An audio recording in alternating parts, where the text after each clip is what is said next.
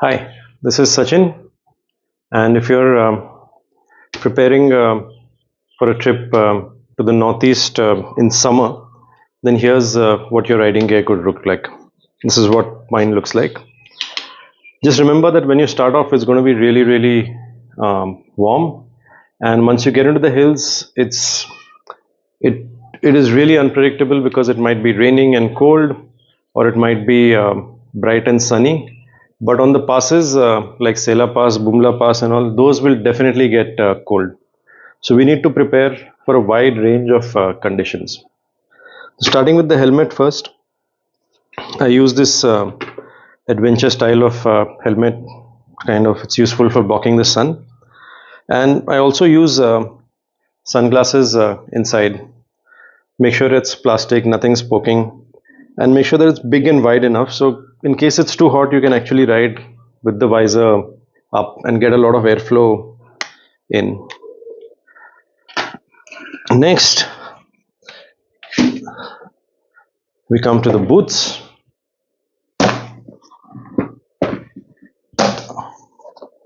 Right, these are my adventure boots. I'm choosing them over my off-road boots primarily because of their waterproofing ability. It's still got a little decent protection, not as much as I would have liked, but simply for its waterproofing. Then we come to the gloves. All right, so gloves, one is not enough. You need the kind of summer riding gloves, and look at it for tarmac because there's lovely twisties and you'll be doing decent speeds. So look for a lot of protection, and especially I like this feature on the glove where you can actually slide on the road. And then you'll also need a set of waterproof gloves. So here I have my waterproof gloves, and you'll notice I don't need a very heavy kind of waterproof and winter glove, primarily because I've got heated grips on the bike, so that compensates quite a bit. So you can do away with much lighter gloves. Then we come to the next most important protection, and that's your knee protection. So I like to wear braces under my pants, and this really sort of keeps me protected. And right, so once you've got your protection sorted, now the next layer is only primarily just a covering. So I either use something like this, which is a just like a dirt pant, or I can have some of these over the boot designs if you don't want to tuck in your pants as such. For the upper body, we've got this this is an adventure spec sort of armor, but this material is also abrasion resistant. So actually once I wear this, I can do with just a light jersey as such. And as in how the weather changes, I can layer up with things. So on top we have a waterproof layer here. I just wear it over the body armor, and for the bottom again we have a waterproof layer in terms of pants. Now when we come to layering, we know that we start from base layer, mid layer, top layer, but it's actually base layer, top layer, then mid layer. So base layer for protection, your top layer for primarily your weatherproofing, and then after this, if you're still cold, then you add a mid layer primarily for warmth. So that's all the riding gear that we're going to carry.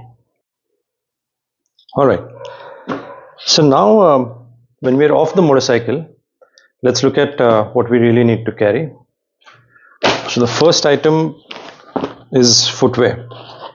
Now This occupies a lot of space if you carry an additional pair of shoes and then slippers, etc., etc. So what I do is I just carry these Vibram 5 fingers. After a hard day of motorcycle riding, it's nice to spread your fingers a bit, and these are really, really small and convenient to carry. They even fold up quite well, and I can run in these. I can walk around the hotel. I can wear socks inside them, and it's pretty much sorted in a very small package as such. Next, we come to all our shirts as such. Now, I carry. I'll just give you a taste. Carry a few base layers which I can wear under the body armor, or you can even do away with the base layers and just have very lightweight dry fit t-shirts. All my clothes except for my jeans would really wash out or lot of dry out in one night. So even if I run out, I can easily give it a wash. So anywhere between 5 to 7 sets of uppers. If I'm lucky, I might even get away without a wash. Then we come to the pants. I like to organize in compartments so I know what is what. So when it comes to pants, it'll be one set of jeans which I will wear even in my travel on the flight. One shorts and about 5 6 undergarments. Nothing more is really required. Then we come to socks. So I carry at least 4 5 pairs of socks. Keep changing, and at least one or two of them have to be woolen, and that's quite comfortable out there as such. After that, I'm going to try and pack all my electronics into